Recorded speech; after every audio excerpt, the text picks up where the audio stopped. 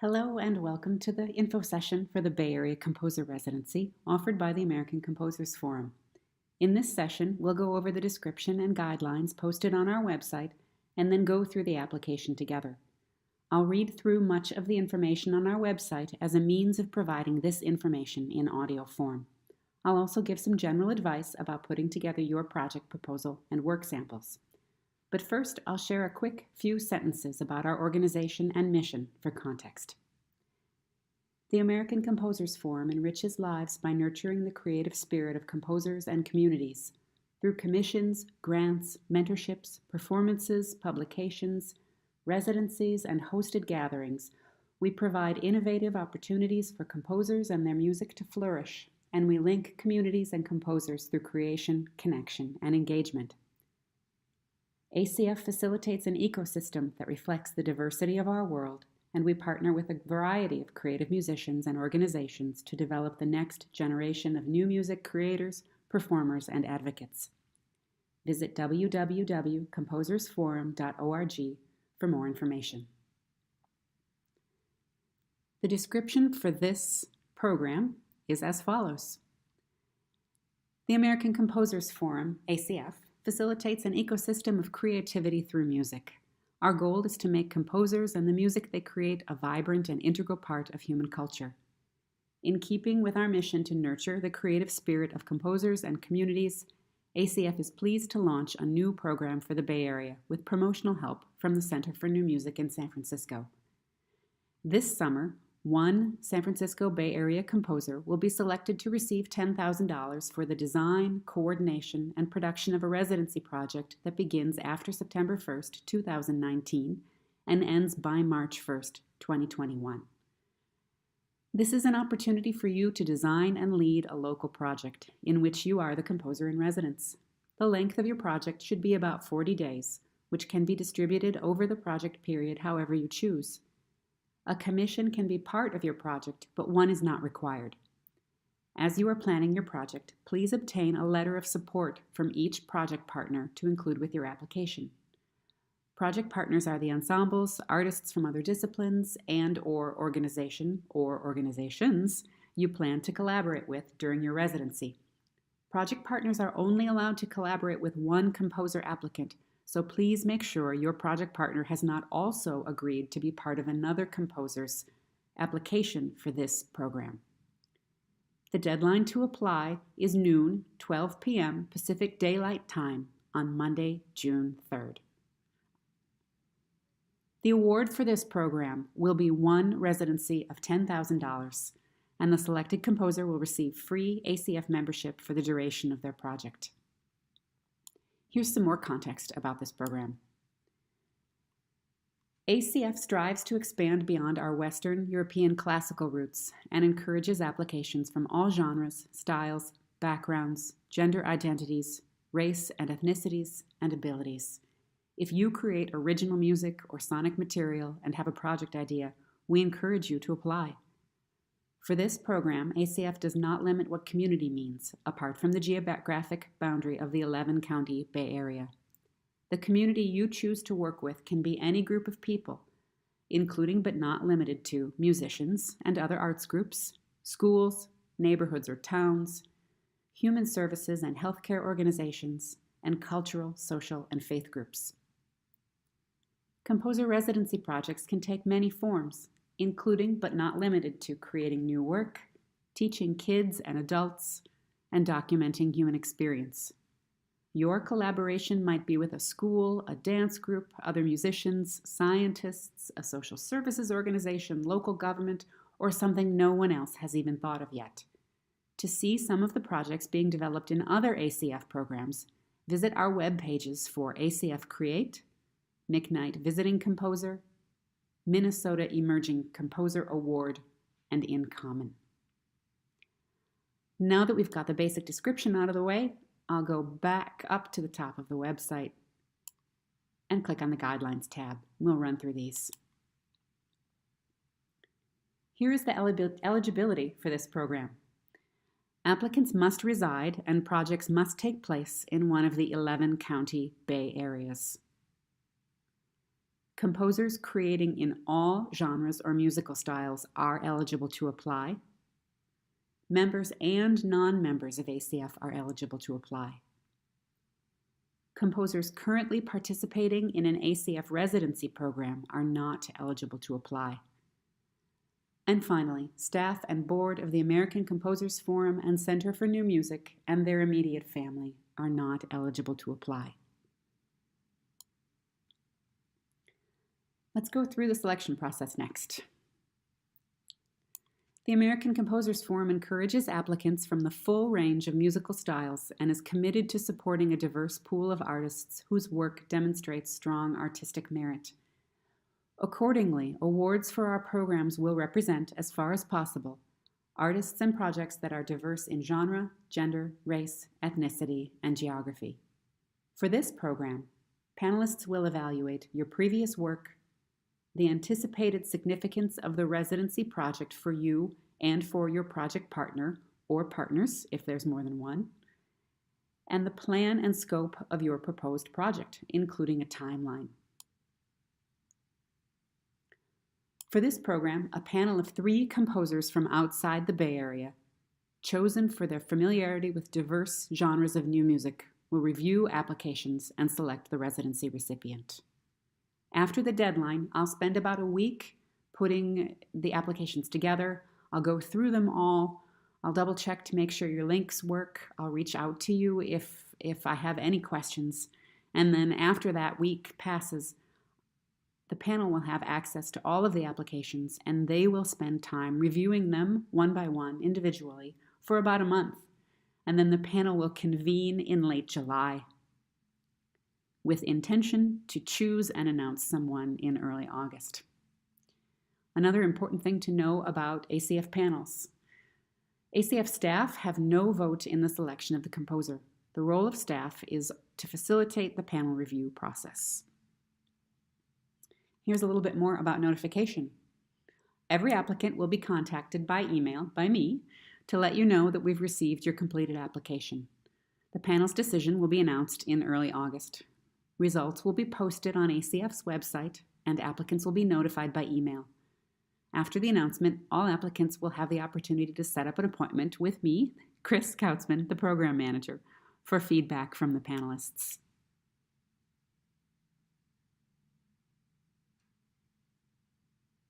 Before we jump to the actual application and change websites, I'm going to take just a moment to start talking about how you might want to approach your application and how you might want to think about your proposal.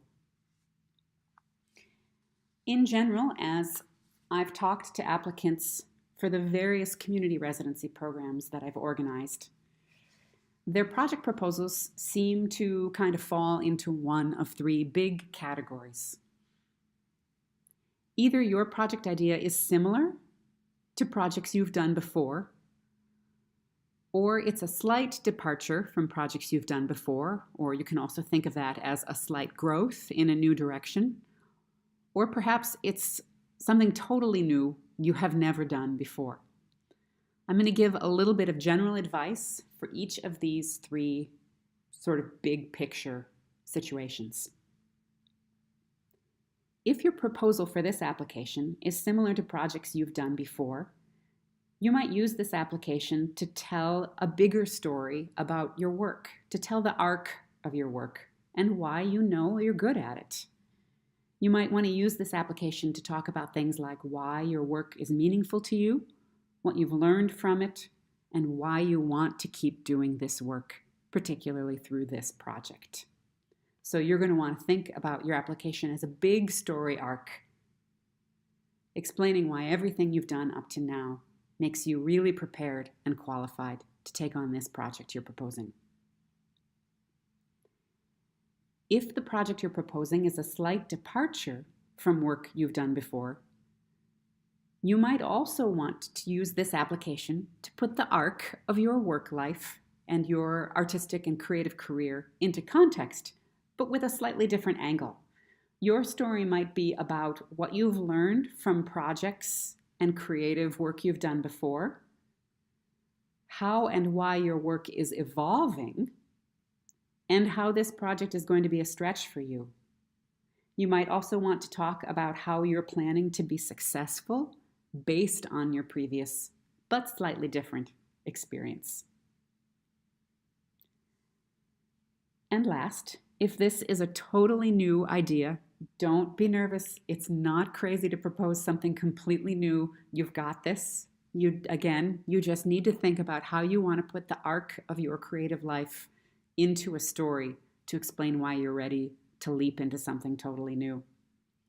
One of the important things you're going to want to do for the panel is to make connections for them. So in the process of proposing something you've done before or something that's similar, you might want to get the panel from point A to point B or point A to point C. But if you're taking on something entirely new, you might be thinking about taking the panel from point A to point J or K or L or M. So you want to make those connections for them. You want to explain to them your thought process and how the work you've done before has prepared you and led you to this completely new idea.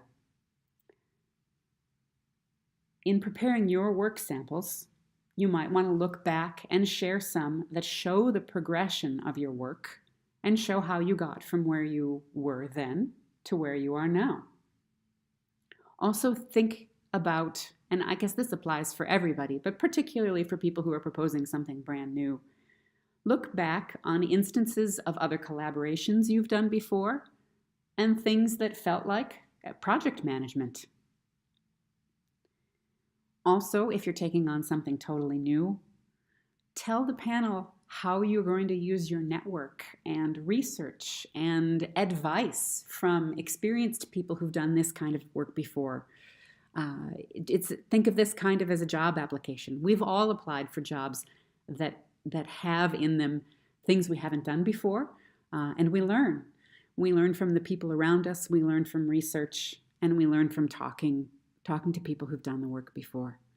So I hope that's helpful. And again, you're always welcome to reach out to me for advice one-on-one if you get to the end of this info session and you still have questions. Right. I'm going to minimize this now.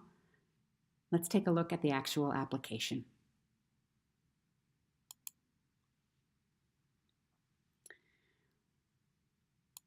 Just going to do a quick overview so you can sort of see the whole thing. And then we'll go back and talk about some specifics. I know it looks like there are a lot of questions. One thing that's good to know is that the vast majority of these questions are actually all of the little details of putting in your 3 work samples. You don't have to give us 3. It's optional. You can do 1 or 2. But of course, we recommend that you give 3 to give the panel as much context as possible. ACF uses the slide room system for our applications.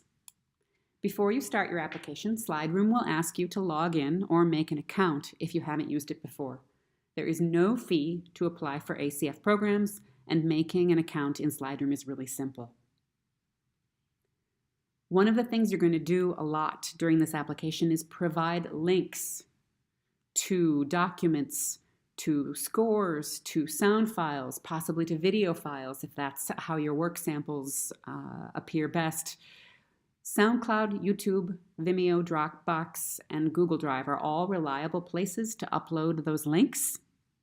An important thing to remember is that you're going to want to make sure those links are active until July 31st, because the panel isn't meeting to make their selection until the end of July. And basically, it would be a huge bummer if we got to the panel and went to listen to your sound samples and the links were no longer active because they had been removed. So when you give us those links, please make sure they're available to be seen, watched, and read until July 31st. Slide Room allows you to exit and re-enter your application up until the point you hit submit. If you need any technical help while working on your application, feel free to reach out to me. My phone number and email address are on the website for this program. All right. Let me switch pages here for the notes that I'm reading, and we'll start going through the application.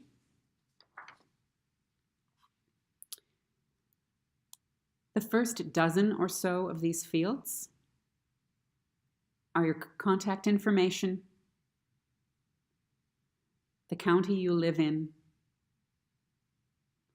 and your website. If you don't have a website, it's totally fine to put anything else, any sort of other web page that links to your work or information about you as an artist, including a Facebook artist page, your SoundCloud, or a Bandcamp link. Starting with question 12, we dive into what I call the narrative portion of your application. You'll notice that for these questions that ask you to give a narrative, you can either type your answer, and then there's a maximum character limit, or you can create a video. ACF has done this for a couple of reasons. It's an important means of accessibility for people for whom maybe English is not their first language, or maybe just writing isn't their best way of expressing themselves. Some people are great and prefer to write things up. Other people can get their point across and their passion across and their ideas across a lot more clearly by simply setting their phone across the table, pushing play or pushing record on their camera and talking into their phones. Obviously, I'm not one of those people. Typing and writing are probably better for me than talking off the cuff. But if you are one of those people who wants to make a video, please feel free. There's no penalty or special privilege for doing one or the other. These will be reviewed equally. You are allowed to submit a video or a written answer for these questions. So the first one is your project proposal. You're going to click whether you're submitting written or video, and then you'll see that if you do one of those, either one you do, it pops open the box for your written or your video link. Question 13 is an intended timeline for the project you're proposing. This is another important way to give the panel context and insight. They're going to want to know that you've thought this through. Don't worry if your intended timeline might not work out perfectly. No project, especially a collaboration, ever works out on the exact time frame anybody is considering. But they're going to want to know you've put a lot of thought into it, and they're going to want to know that you've got a plan, and this is one of the places to put that. Actually, I'm going to go back up and mention something important here. Here in the project proposal is where you explain why this project is important to your collaborators. I'm mentioning that particularly because a little bit further down, there's a place for you to put why it's important to you. Those things are both key to giving the panel context and insight into your application, why you want to do the project, and why it's going to be significant. But up here in the proposal is where you list the description of what you're thinking about creating, how you're thinking about interacting with your project partners, and why it would be significant for them. Sorry for hopping around. I suddenly realized I wanted to cover that. Here in question 14 is why you talk about why the residency you've designed would be significant for you. The background or development of your creative work, I see a typo there I have to fix, your interests as an artist, and any other information you would like to present to the panel. Again, a reminder to please keep the links open until July 31st, and the option to submit either a written statement or a video link. And then question 15 Used to be that we asked for a resume or a CV, and we've sort of evolved that, thinking that, quite frankly, not everyone's creative path and creative career is really a good fit for a resume, which is oftentimes kind of a white collar sort of thing, as opposed to creative way to talk about yourself. So you are welcome to send us any version of these things. You can send a biography, you can send a resume, or you can send a list of artistic experience that have shaped you as a musician. This document should enhance your artistic statement and provide further insights into the creation of your music. And again, you can do this either written or video.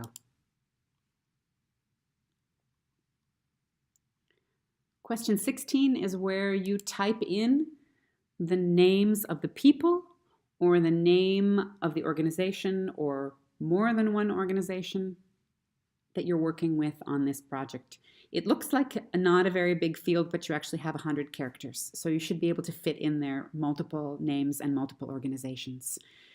This is key because once all the applications come in, I'm going to need to double check to make sure that no organization has unintentionally committed to working with two composers because, as I mentioned earlier, the pairings need to be done one organization and one composer. They're not allowed to apply with two. So this right here is where I'm going to double check that. And then question 17 is where you'll put a link to a letter of support from your project partner or project partners. This doesn't have to be complicated. This can be pretty simple. Basically, you want your letter to include the name of the organization or the name of the people or contact people that you're going to be working with and their contact information, address, email, phone number. And then a couple of simple sentences.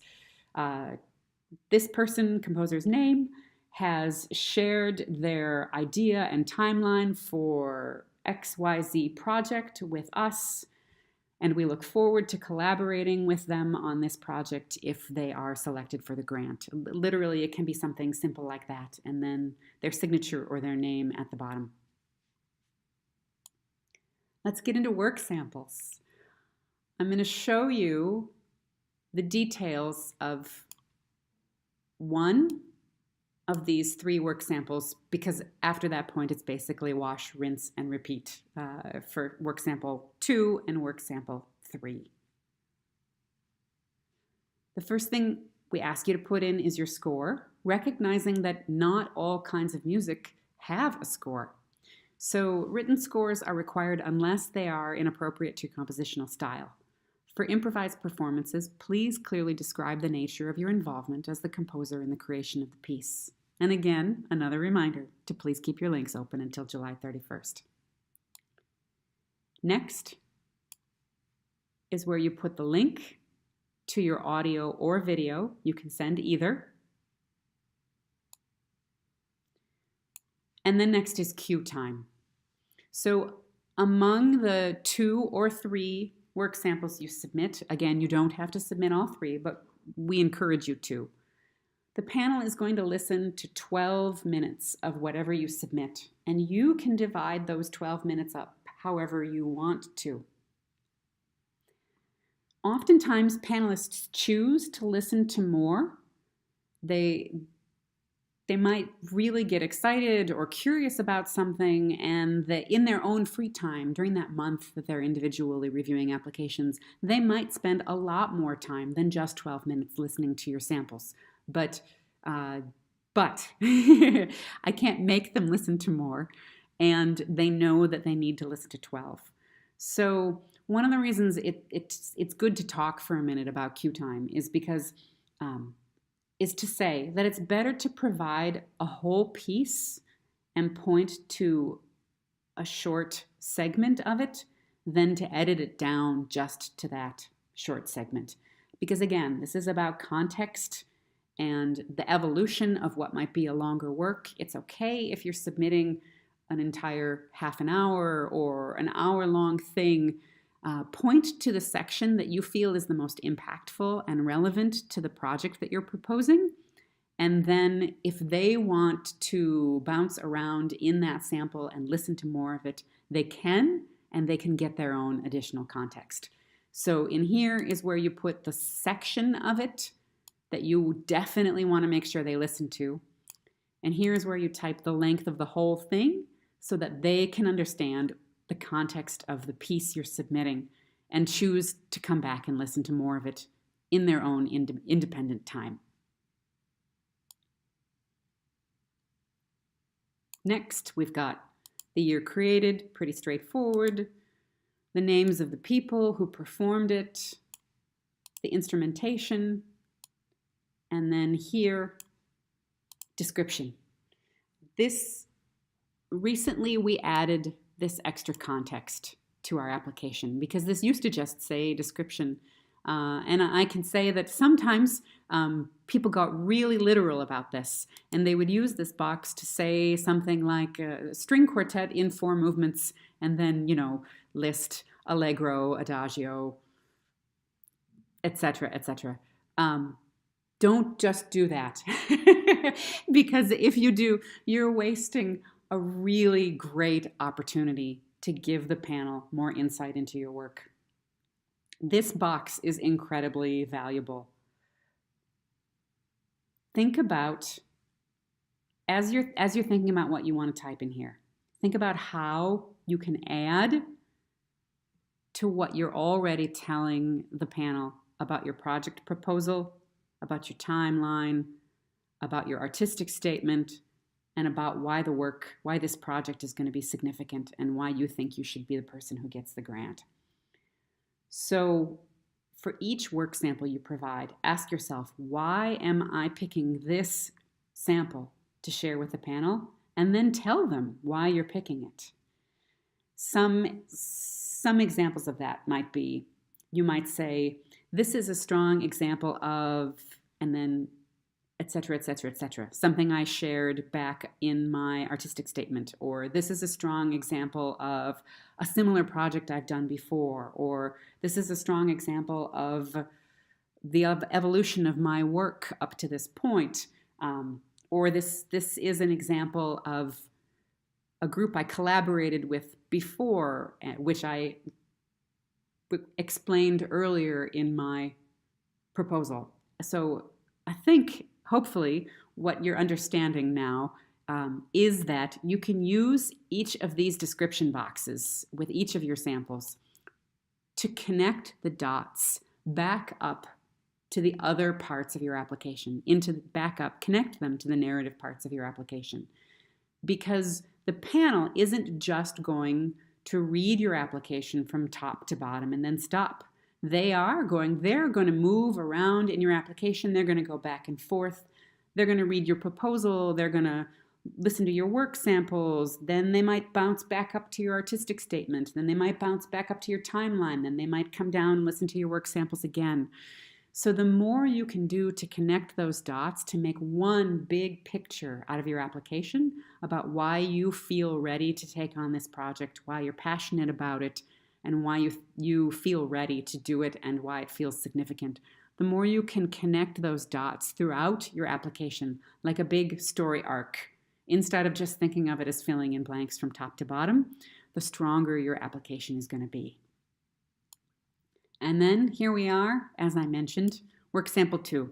So we can kind of scroll past this because it's all the same blanks again to fill in for your second sample and for your third sample. And then finally we get to the bottom. I would love to find out how you heard about this. Fill in the box that fits, or if it's other, please tell us where you heard about it. We are a national organization and we work really hard to build our national network and to offer programs that composers all over the country can apply for. And the information that you put in here helps us understand how to reach more composers like you who are interested in these sorts of projects. And then last but not least, in the application, there are optional boxes to tell us a little bit about yourself as a person. ACF strives to include applicants from the full range of musical styles, and we're committed to supporting a diverse pool of artists in genre, gender identity, race, ethnicity, and geography. Sharing your information with us helps us know how we're doing on this and discover where we might improve our efforts. I'm going to click now back to the web page. We're going to take a peek at these last couple of tabs. You are watching this video today online, and you don't get to interact with it, obviously. If you want to interact with me, you have two ways to do so, and I would be happy to hear about your project and be a sounding board for your ideas and your application as you're putting it together. You can do that through online info sessions that we offer. I will continue to add more times and dates as it appears they're needed. I've done 4 already. I've got 2 more coming up as of the recording of this video, and I'll probably add a couple more. Or you can click the link here to schedule an individual 30-minute virtual meeting with me. We can do that on the phone, or we can do that over Zoom. The last date I will be taking individual meetings with composers is Thursday, May 30th. And that is because hopefully by then you will, because the deadline is June 3rd, by then I hope that you will have your application together. And quite frankly, I don't want to spend that entire weekend. I want that beautiful spring weekend to enjoy my garden and my time with my dog. So if you want to talk to me about your project, I'm excited to hear it from you, but please make sure you contact me and schedule your appointment, because the last day I'll be doing appointments is May 30th. Any other questions you have about the application or any assistance you need, my contact information is here, and I look forward to assisting you. The bottom half of this page are some basic links for how to set up SoundCloud, Vimeo, YouTube, and Google Drive if you haven't already done that. If those links are helpful to you, great. If they're not, again, please feel free to contact me. And then the 4th tab on this page is our frequently asked questions. There aren't too many frequently asked questions so far, but they've been asked often enough that it's important to run through them here. The first is, can we apply as an ensemble or composer collective? And ACF's answer is, if you are part of an ensemble, one composer from your group must take the lead on applying, in part because the grant will be paid to an individual. If you are awarded the grant and choose to hire other artists or other people in general to be part of the project, we can help you think through that process, including giving you advice about preparing 1099s for those artists so that you don't get stuck with the entire tax burden at the end of next tax year. If other people are getting paid for this, then they should receive 1099s so they pay taxes on their portion of the grant. The second question we've gotten is, does my project need to have a social service component in order to be eligible? And the answer is, it does not. A social service component is not required. Artistic collaborations of all kinds, including commission projects, are eligible so long as the applying composer lives in the 11-county Bay Area and the project takes place in the 11-county Bay Area. And then we reference back in the overview tab I mentioned earlier, we added more links and more clarifying language, things you can look at to get ideas for the wide variety of projects that ACF is currently funding. Last, a couple of reminders. The slide room system has a hard deadline. It literally will shut off at noon. So please, please, please, please get your application in before 11:59 a.m. on Monday, June 3rd. Make an appointment with me if you want me to review your application and be a sounding board for your project idea. The last day you can make an appointment is Thursday, May 30th. Another reminder, even though I am going to go through each application carefully when it comes in, you will also want to check your links before you hit submit. Not only will you want to make sure that those links are working, but you're going to want to make sure they go to the thing that you intended them to. And last but not least, I highly recommend that you have a friend or a colleague read through your application. Someone maybe who doesn't know everything about you, and someone to whom your work maybe is somewhat familiar, but someone who doesn't have intimate knowledge of your musical career, your entire musical career, and why you're passionate about it. So say to this person, after you read through my application, in your own words, what am I proposing? Because you want to find out if another person reads what you're proposing the same way as you're intending it to. So listen to what that person says back to you and see if it lines up with exactly what you're proposing, what you're suggesting, and what you're developing for this project idea. And then ask that person if they have any questions for you. Were there any gaps in the application? Was there any place I didn't clearly connect the dots?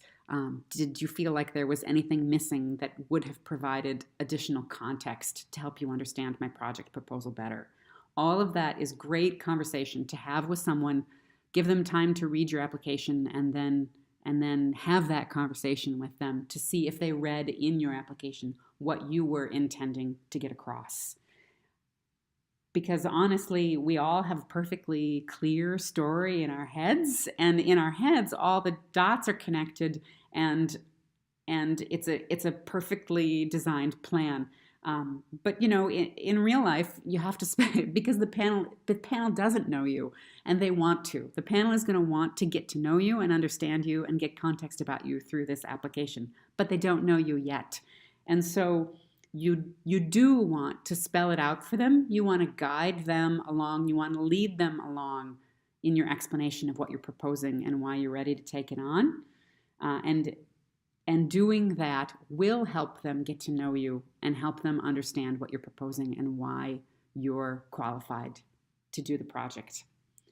The last thing I want to say is that good things always come from putting energy into a project idea, from articulating why you love your work, and from reaching out to new potential collaborators and partners. You may not be the person who gets this particular grant, but just the work of articulating a new idea and connecting with people could lead to future other sources of funding. It could lead to new collaborations you hadn't even considered yet. And down the road, you might have an application ready for whatever grant opportunity comes along next. And I've experienced many situations where people have contacted me 4 or 6 or 10 months later and said, I know I didn't get that last ACF grant, but my partners and I were so excited about the project we had proposed that we applied for another grant opportunity a few months later, and we got that one, and we're doing the project. So no, definitely know that good things always come from putting your energy into a project you're excited about. And I hope that you enjoy the work of pulling this application together and the work of sharing your music with our panel and articulating why you're passionate about being a composer in the Bay Area and being a composer in general. And again, if you want to talk about your project, feel free to reach out to me, schedule an appointment, and we'll get some time on our calendars to talk one-on-one. Thank you so much. Have a great day. Thank you for watching this.